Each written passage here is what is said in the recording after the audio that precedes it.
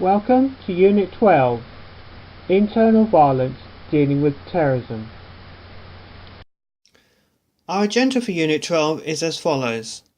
First, looking at the typology of terrorist groups. Second, define terrorism. Then terrorism risk perception. And finally, a course review. First, I want to frame the terrorism we are looking at with the typology originally developed by Gerald Post at GW. On the top row you will see political terrorism, criminal terrorism, and pathological terrorism. Or as Post would put it, criminals and crazies. Criminal terrorism and pathological terrorism we are not looking at. I'd say that for criminal terrorism, some criminal groups can overlap with terrorism. For example, some narcotic groups in Mexico are believed to have received information on building weapons like car bombs. Groups like FARC in Colombia are thought to be connected. The next line we have sub-state terrorism, state-supported terrorism, and regional state terrorism. State-supported terrorism includes Iran's support of Hezbollah with intelligence and weapons, for example. State terrorist examples include Saddam Hussein's gassing of the Kurds in 1988 and Stalin's purge, and more recently Syrian President Assad's violent actions against his own populace. What we have focused on here is sub-state, also called non-state terrorism. There are 5 main groups. As political risk analysts, we want to ask the question, what is a group's capabilities and intentions, and from that, assess whether that might be a direct risk to my activities. Social revolutionary groups, also known as terrorism of the left, is perpetrated by groups seeking to overthrow the capitalist economic and social order. They trace their ideological roots to the anarchist movement of the late 19th and early 20th century. Examples include the Red Army faction in West Germany that emerged in the late 1960s, and the Shining Path in Peru during the 1980s and early 1990s. As FARC, the Revolutionary Armed Forces of Colombia, founded in 1964 with Marxist-Leninist ideology foundations, was intent to overthrow the Colombian government. They are now less of a traditional terrorist group, and more of a drug laundering and smuggling organisation with peace talks going on. Nationalist separatist terrorism, also known as ethno-nationalist terrorism, is perpetrated by those groups, generally of an ethnic minority, fighting to establish a new political order or state based on ethnic dominance or homogeneity.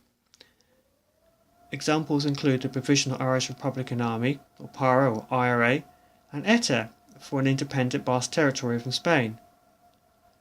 Nationalist groups typically have the support base to keep in mind when conducting attacks. While they may be more capable of mass destruction and murder, they know this would work against them. Therefore, careful strategic operations with clear outcomes, e.g. assassinations, bombings of government buildings, or other symbolic errors for example, are the main focus of their activity. Religious extremist terrorism is carried out by groups seeking to preserve or create a religious, social and political order through violence. This includes a Christian identity movement like the Aryan Nation and the KKK, providing a racist and religious rationale that enhances their moral footing and appeal. And the militia movement in the US, for example, the Oklahoma bombing in 1995 on the Alfred Murrah Federal Building by the American citizen Timothy McVeigh. Then we turn to 2 subcomponents of religious extremist terrorism. First, religious fundamentalist terrorism, for example Al-Qaeda. While other terrorists are interested in influencing contemporary society, fundamentalist religious terrorism wishes no dialogue with a contemporary society, wishing to eliminate modernizing influences. It is hierarchical and authoritarian, absence of conflict for the true believer over his acts or violence because sanctified by religious authority. As political risk analysts, they do tend to seek maximum destruction and disruption to maximize the use of their weapons and capabilities, and not the same restraint that we see with other nationalist groups, for example. Therefore, they are more likely to be risk to an organization than other groups, most probably, but probably more so in an indirect rather than a direct targeted manner, like in the US and UK. Unless they're operating abroad where Western targets are singularly selected like the Algerian January 2013 oil refinery attack.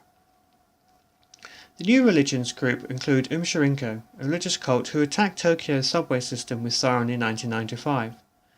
They sought to attack Japanese authorities before they got raided by the police, having prepared to take over the government after their expected day of Armageddon occurred. The final group is single-issue terrorism.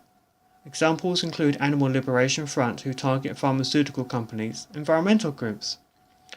Such groups, you can see, pose a direct threat to certain companies, and therefore operating in areas where such groups are active require significant vigilance and security measures where appropriate.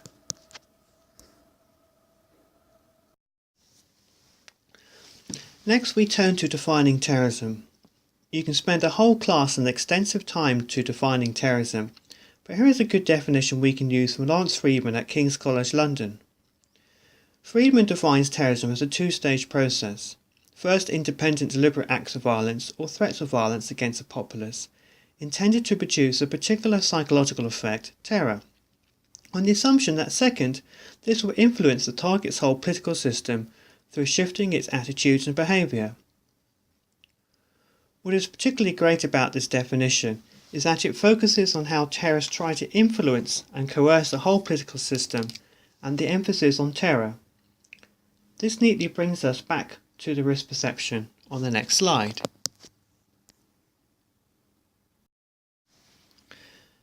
An organisation facing a terrorism threat needs to better understand what is the terror of terrorism that they are likely to face as an organisation, their employees' perception, and that of the country they are located in, the countries and populaces generally speaking.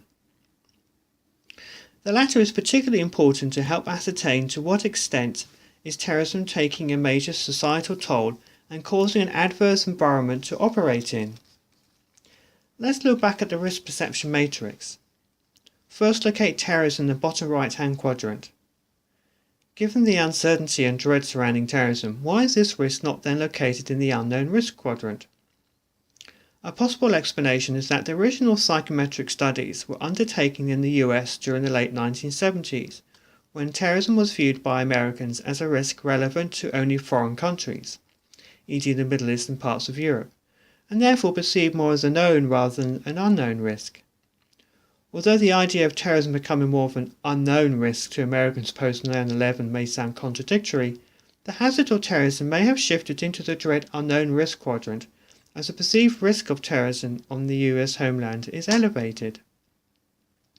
Whereas original psychometric studies treated terrorism as a single risk event, tackling terrorism in the 21st century requires breaking terrorism out into its subcomponents, from improvised explosives devices, IEDs, to chemical, biological, and radiological and nuclear devices, CBRN.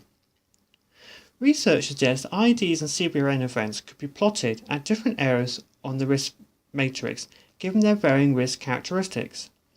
For example, research by William Burns and Paul Slovic on the impact of IEDs and biological weapons suggested the extent and diffusion of fear is greater following a biological attack, like anthrax, than an IED. Consequently, two broad circles can be mapped on the risk matrix. The bottom circle encompasses IEDs, covering the dread and known to unknown risk area. For example, individuals in the vicinity or region of an IED attack, but outside a blast zone, would soon recognise that they are unharmed and in no immediate danger. Leaving aside possible secondary devices or additional attacks in the days ahead, the perceived threat to life diminishes, unlike a chemical or radiological attack, whose potency can remain for hours, days, or weeks. In certain circumstances, a systemic IED or terror campaign can gradually become more of a known risk as the targeted populace gains greater perceived certainty of when, where an attack may occur, and adapt appropriately. The top circle is CBRN that extends into the unknown dread risk quadrant. Compared to IEDs, CBRN terrorism generates greater perceived uncertainty and dread, with fears subsiding at a slower rate. Factors that influence the degree of dread and unknown risk include the type of device, C, B, R, or N, the lethality of the device, the area and size and duration of contamination, the population density, the type of area, say regularly frequented by the public like a business district or urban areas, and capabilities of emergency responders to decontaminate individuals and provide medical support. Since the modern era of terrorism in the mid-20th century, terrorist groups have employed increasingly indiscriminate and lethal attacks to achieve their desire for publicity, greater destruction, and erosion of self-imposed restraint, displayed here by the red arrow pointing up. While terrorist groups seek to cause terror, the targeting society can take measures to reduce the dread and unknown risk by building strategies that augment resilience that incorporate principles of risk perception, risk communication, and the social amplification of risk, depicted by the blue arrows marked government. The tug-of-war effect comes into play with terrorists seeking to increase the dread and unknown risk, competing with authorities aiming to reduce terror. How successful a targeted region is in countering the terror influences the degree to which it can withstand and endure attacks. For example, inadequate preparation and execution of risk communication and emergency response following a radiological attack could weaken a state's ability to mitigate the terror generated. In extreme cases, the response can exacerbate the dread risks through mismanagement and lack of trust. The political risk analysis is better by better understanding the terror dynamics of the country facing terrorism, can then make a more meaningful interpretation and forecasting of what the likely effects of terrorism on the country and how the country is responding well or making things worse. As an analyst, you could look to try to plot, generally speaking, where terrorism in your region, country of concern might be falling, and its overall trend, increasingly becoming a dread risk, for example. Well, that wraps up this particular component and the terrorism unit.